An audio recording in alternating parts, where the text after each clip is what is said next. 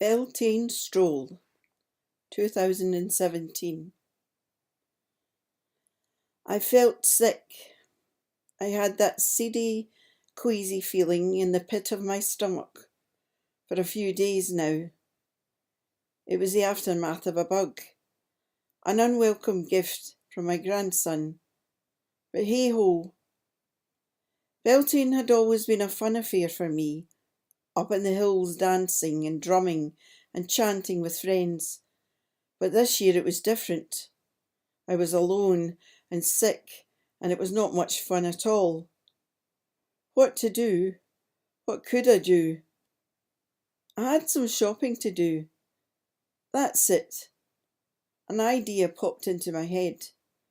Go the long way round, through the park. It was a dry day, though only partly sunny. So off I went. I decided I was going to pay attention to everything. The first thing that caught my eye was a large ivy cascading down from a wall. It was beginning to give out new growth. I ran my hand through it to feel its energy. Over the wall was a pink cherry tree. It was one of those ornamental ones, but I think it had gone wild, as it had grown too tall now, and it had a profusion of blossoms fluttering in the breeze, and it looked like a ballerina dancing in the wind. I made for the entrance to the park and was greeted by a small rambling rose which was just beginning to send out its first trailing branches, and an elder bush with ferny leaves.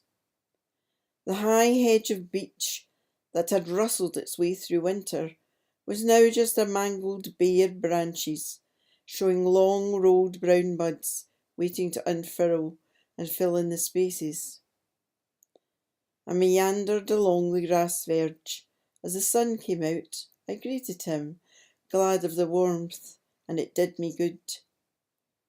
I turned the corner, and there, stretched out in front of me, was the golden path of Beltane. I could not have made this up. The green grass flowed down the hill, and on either side of the path was golden dandelions stretched out into the distance, their faces brightly glowing in the sunshine. Was I suddenly in the land of Oz, or were the Fae playing a trick on me? But no, there they still were, shining in the sunlight. So I stayed in the moment and, delighted, followed the path down to the end of the park, and then the moment was gone. The next thing I spied was a periwinkle. It had not really got going yet, and only a few purple stars shone among the shiny green leaves, which were beginning to cover the ground. Soon they would be relentless and try to choke the life out of everything. There was also a pretty little yellow flower, a shrub, but I did not know it. Crossing the road, I came upon a row of familiar oak trees, which were just coming into leaf. The darkness of their bark contrasting against the pale yellow-green leaves dappling in the sunshine. They were truly in their youth, dancing to the beat of nature, alive. I took a stroll down by the river. I was in the centre of the town, and yet this was a small oasis of quiet. I leant on the railing and gazed at the river. It was slowly drifting along. I could see the bottom of the river, brown boulders and stones piled on top of one another, old pieces of driftwood tangled in the reeds. There's a waterfall here called the Hamels. It was once a beauty spot, and in the past was used by the mills. Now it's back to being a beauty spot, with cascading waters dropping over the rocks, splashing in playful rivulets, a playground for water nymphs. You can get lost here for hours watching the river. It's so mesmerising and peaceful. The sun had broken through the grey clouds, sparkling like diamonds on the surface of the water, as black-headed gulls flew overhead, diving low as they disappeared under the bridge and then back again, squawking to the wind. 3 tall poplar trees on the opposite bank stood stately. They caught my eye as they swayed in the rhythm of the breeze. I could feel that rhythm. I looked in the water and saw the reflections wavering. They seemed to transform, alive, into shadows of a man and a woman. But they were trees, and then in human form. I knew then what I was seeing.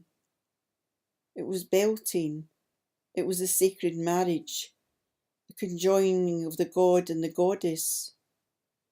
They were meeting together in human and then tree form, and then all together to create.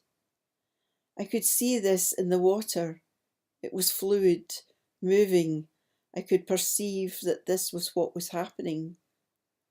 And then they began to separate.